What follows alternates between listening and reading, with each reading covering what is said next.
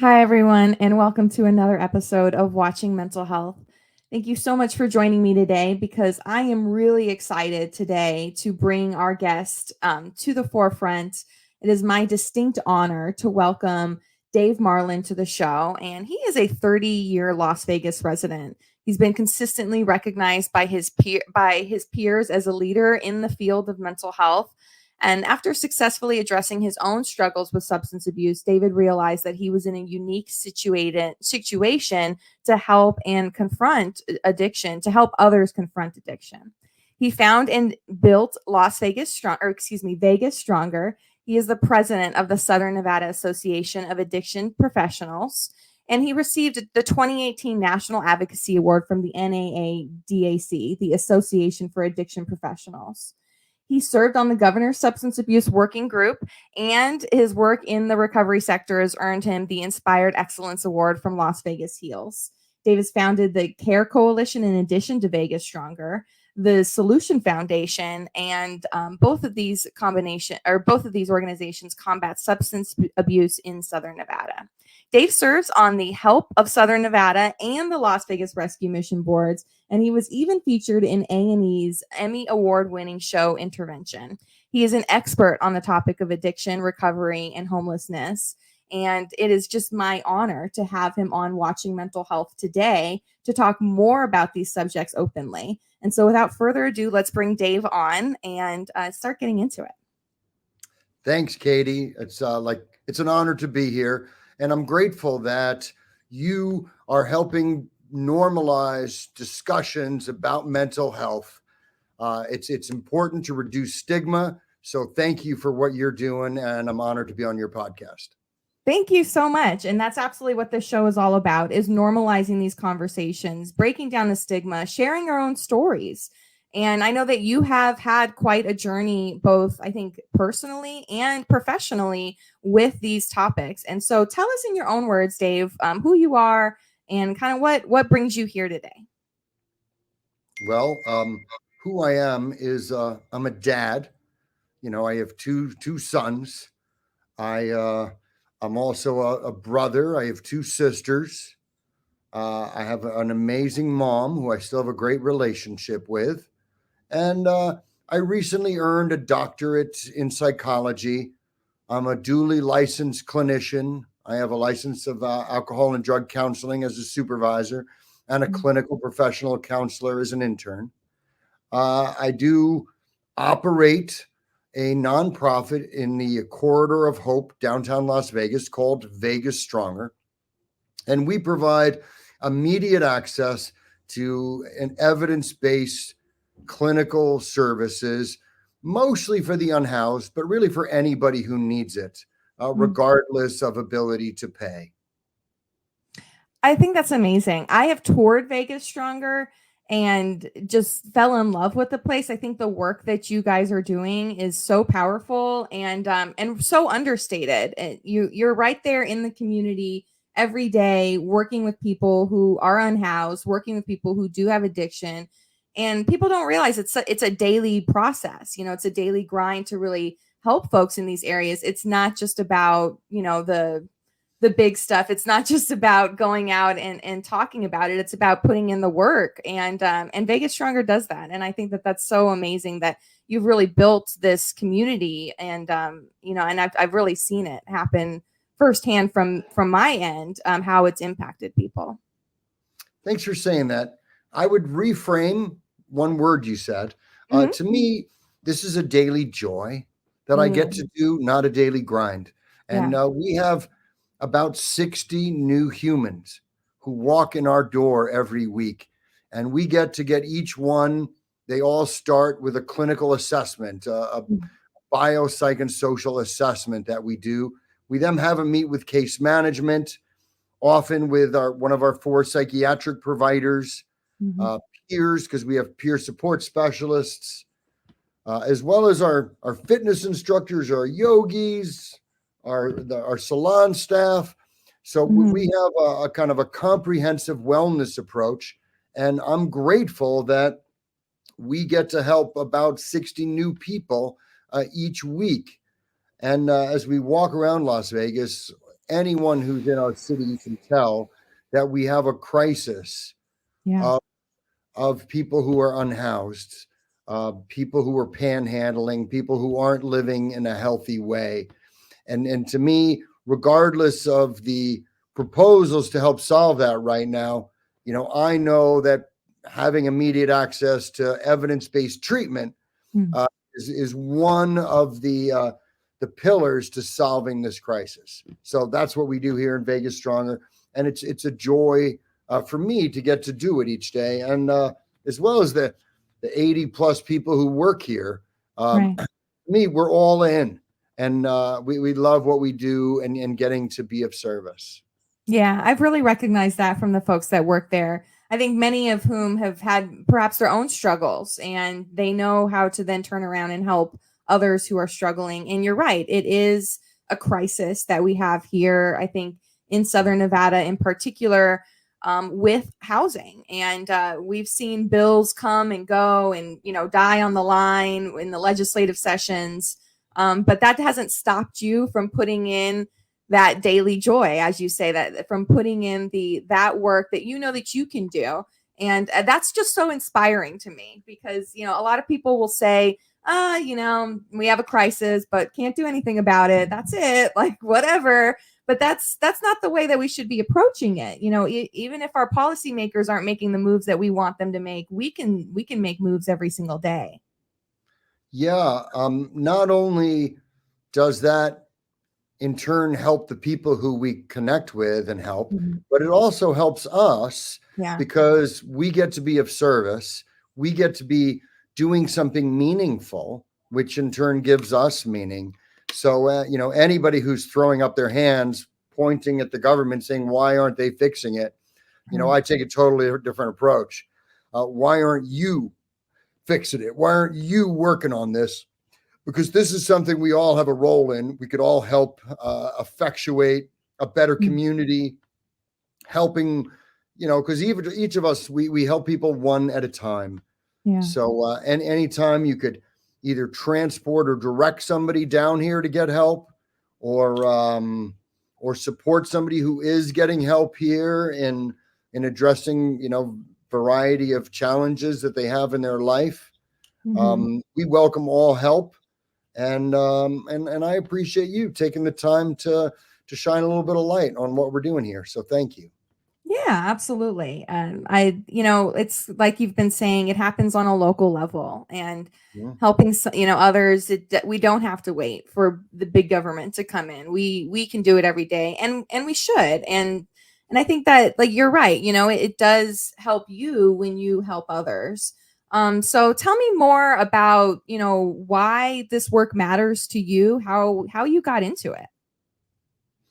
Well, this is a long story, so you might have to cut me off for time, but I'll tell you that I used to run an HMO in town, the largest health maintenance organization, and I drank too much. And when I got sober back in 2005, I very quickly had an epiphany, and then recognized I didn't want to stay at the HMO, that I wanted to get to work and help people. So I opened up a drug rehab called Solutions Recovery, and it grew over the 11 years that I owned it. It grew to be a 400-bed treatment center, and we helped about 7,000 people address a substance use disorder. I ended up selling it to a New York Stock Exchange publicly traded company, and while they did, wrote me a big check, and to me, in America, and as I was raised, I was told, get money is what you're supposed to do. Right. So I sort of felt like I was doing good, but after I sold it, I engaged in prayer, and it was very clear on what I should do next. And instead of opening up a treatment center like I did that helped people in Summerlin and Green Valley, and now I've opened up a little treatment center right on North Main Street, within walking distance of about 2,000 shelter beds. So hopefully, providing the same treatment that we used to provide to kind of our top half of the socioeconomic strata. Now we offer it to anybody. It really happened to me in prayer that I had to go against the grain of the American way, which I could have taken another job in corporate America or run a different insurance company or a provider. But I really wanted to give back and be of service. And I'm so grateful that we get to make a difference in people's lives every day. Yeah, that's absolutely true. And you went right where the people are who are struggling. Not to say that, people in Summerlin aren't struggling, but right, I think in the heart of where we have some of our most acute mental health crises and unhoused people who really don't know where to turn, and you're giving them that access. And so I think that that's just really powerful. So tell me more about, how we as a community are maybe, not dealing with homelessness, and how maybe we can be making some changes in that area, because it seems like it's a really big part of what you've prayed on and what you've turned to is helping individuals who who don't have housing, and maybe who don't have a support system. Well, there's a bunch of myths. One myth is that there's an affordable housing crisis, and that's why the unhoused are on our streets. And that's a myth that is not true. Now, I'm not telling you that we don't have an affordable housing crisis, because housing prices have become too high, and there is a percentage of the population that's getting squeezed, and that's a giant problem.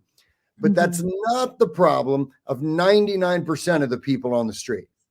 The people who are on the street today, they either have a mental illness or they have a substance use disorder. Now, that's for the folks who are on the street. And if you know the numbers, about 6,400 people are unhoused in the point in time count. And of those, about half of them are in the shelters. They're, staying at Salvation Army or Catholic Charities or Shade Tree.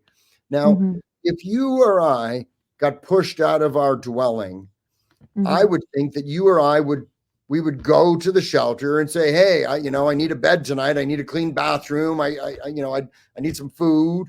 Can you help me get back on my feet? The people who are not willing to do that, but they choose to, take some shopping carts and put a tarp over it and set up a tent, or go into the tunnels. Those people are generally avoiding the social safety net, and they're wanting to be separated from those helping systems, and they are wanting to for a reason.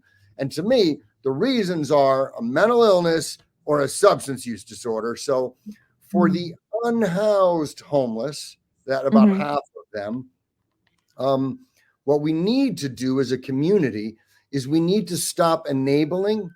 We need to stop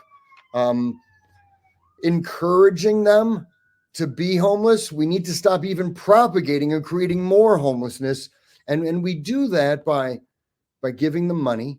We do that by giving them blankets or tents. We do that even by giving them food, because there are available shelter beds each night in our city. So the only reason someone is on the corner at your street, being a vagrant, panhandling, it's because they've made a conscious decision. They don't want to go to the available shelter beds. And what we need to do as a community is we need to stop enabling that unhealthy behavior. People shouldn't be not having clean restrooms. They shouldn't be sleeping under overpasses or in the flood tunnels of Vegas.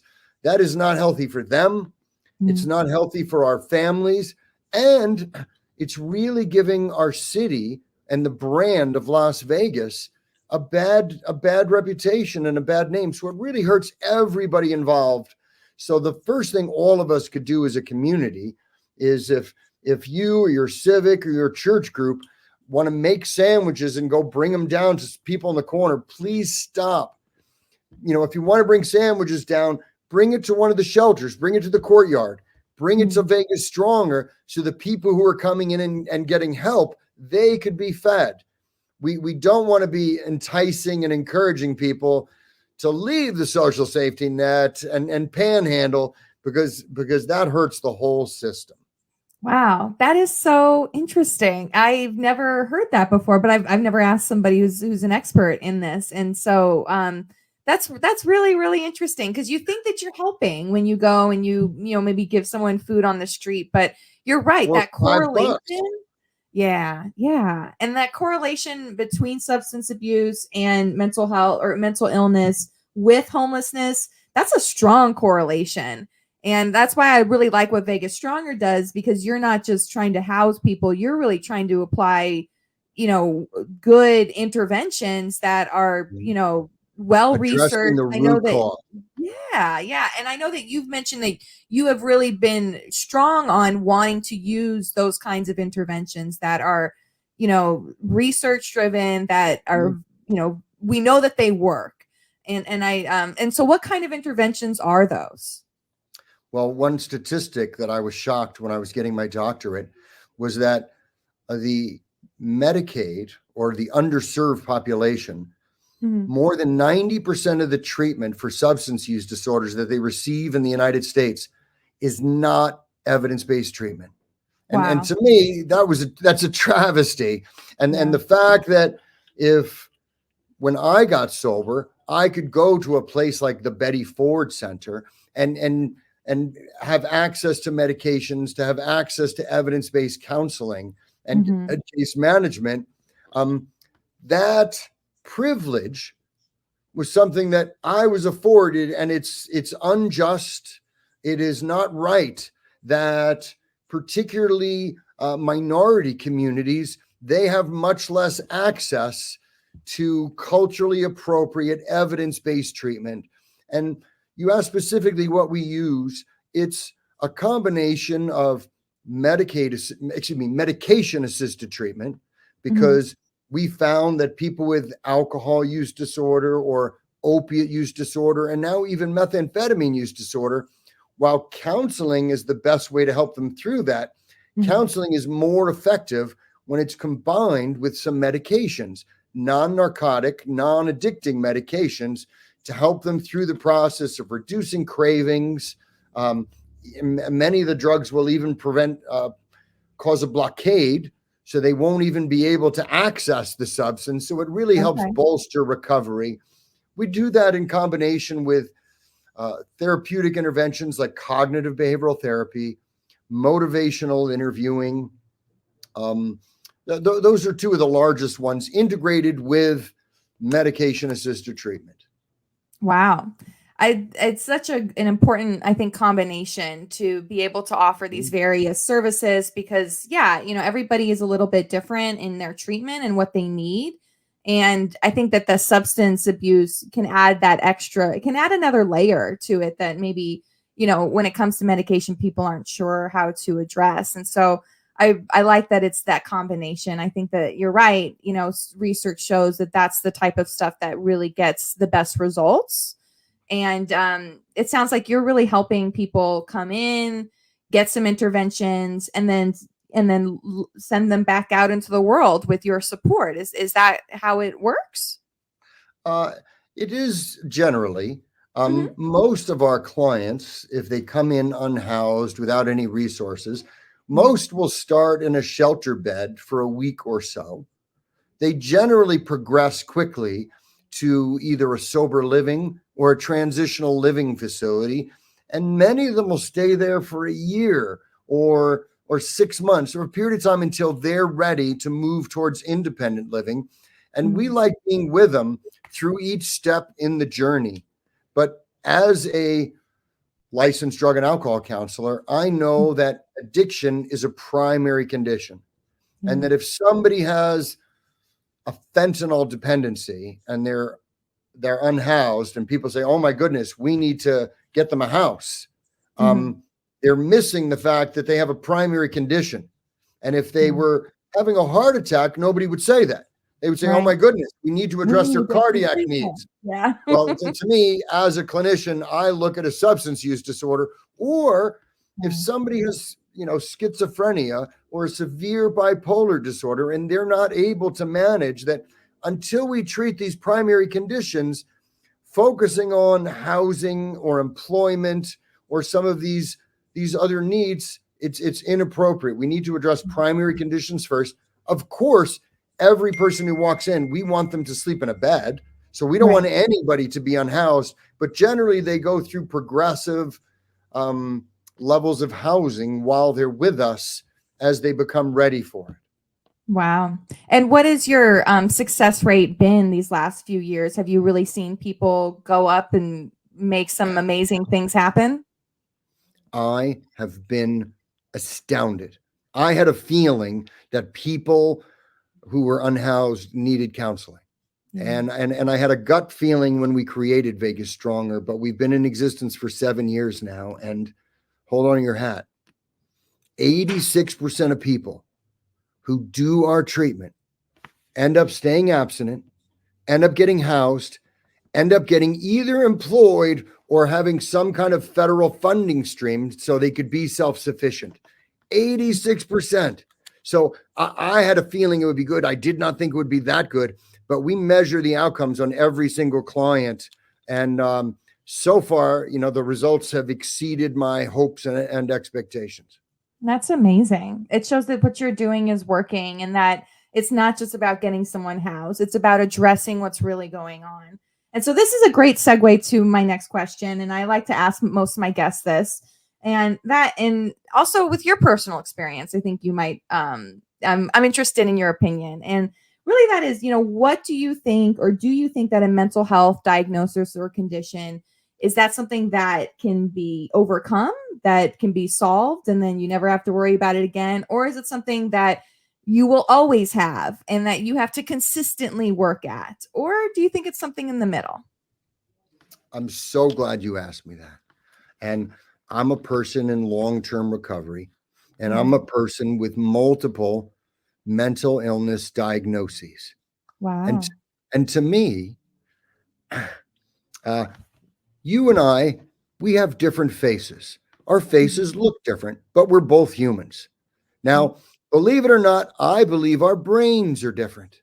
And I think one person's brains might be, wired tighter.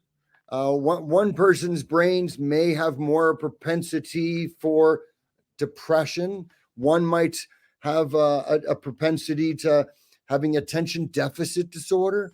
Somebody might have mood swings.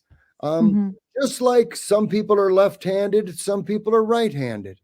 Just Mhm. like I have a problem once I put some drinks in me, I've learned that I don't have control over them. So, what I've learned is that my substance use disorder, which I still have the diagnosis today, even though I haven't had a drug or a drink in over 18 years, I Mhm. still have that same wired brain. Now, I've turned that substance use disorder or that diagnosis into one of my greatest strengths. Wow. And I have the ability to talk to other people with a substance use disorder and say, you know what? Even though I'm hardwired as a party animal, if you would have asked the old Dave, I would tell you that I have learned that there's ways to make adjustments to my life to be able to manage that. Now, I also alluded to the fact that I have some, hyperactivity and attention deficit disorders, Mhm. and I've learned that there's some things that I could do to be able to. I always have lists next to me where I Mhm. write down things. So if I want to accomplish things, I recognize that I might have thoughts that happen more so than maybe other people. But I learned that there's ways that I could use them, one, to be productive and supportive and to help people, but also there's ways that I could help manage that, just like I managed my substance use disorder by not drinking alcohol. Mm. Um, Now, when I get low, I've learned that engaging in a fitness program every single day, whether I feel like engaging it or whether I don't, I found that that's really helped me, one, to get through it. And it's Mhm. also helped me feel better about myself because I feel strong.